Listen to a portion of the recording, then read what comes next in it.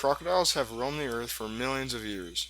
This clip focuses on crocodiles called sarcosuchus that have evolved to the crocodiles we have today.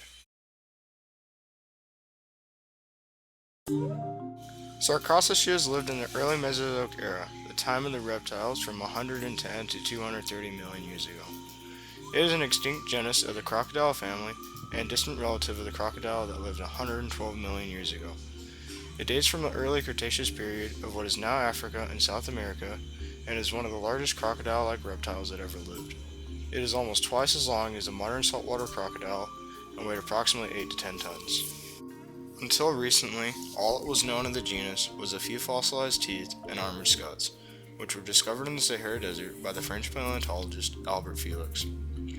However, in 1997 and 2000, an American paleontologist discovered half a dozen new specimens, including one with about half the skeleton intact and most of the spine. All the other giant crocodile families are known only for a few partial skulls. Sarcosuchus, put to scale with the human and other crocodile families, when fully mature, Sarcosuchus is believed to have been as long as a city bus, 11.2 to 12.2 meters, or 37 to 40 feet long, and weighed up to 8 tons, 8.75 tons. The largest living crocodile family, the saltwater crocodile, is less than 2/3 of that length, 6.3 meters, or 20.6 feet. It is the longest confirmed individual, and a small fraction of that weight, 1,200 kilograms, or 1.3 tons. The very largest Sarcosuchus is believed to have been the oldest. Osteoderm growth rings taken from an 80% grown individual, based on comparison to the largest individual found, suggests that Sarcosuchus kept growing throughout its entire 50 to 60 year average lifespan. True crocodiles grew at a rapid rate, reaching their adult size in about a decade and then growing more slowly afterward. The skull alone was as big as a human adult, 1.78 meters, or 5 feet 10 inches. The upper jaw overlapped the lower jaw, creating an overbite. The jaws were relatively narrow, especially in juveniles, and the snout comprises about 75% of the skull's length. Life restoration of Sarcosuchus the Imperforator, huge jaw contained 132 thick teeth.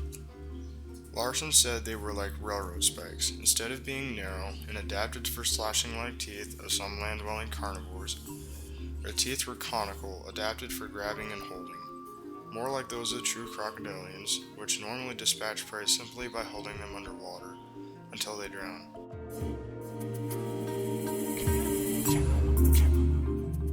Sarcosuchus had a row of bony plates or osteoderms running down his back, the largest of which were 1 meter or 3 feet long. The scuts served as armor and may have helped support its great mass, but also restricted its flexibility. Sarcosuchus also had a strange depression at the end of its snout, called a bulla. It has been compared to the gara seen in gharials. Unlike the gara, though the bulla is present in all Sarcosuchus skulls that have been found so far. The eye sockets of Sarcosuchus rotated upwards and were somewhat telescoped. This suggests that the animal probably spent most of its time, with the majority of its body submerged, watching the shore for prey.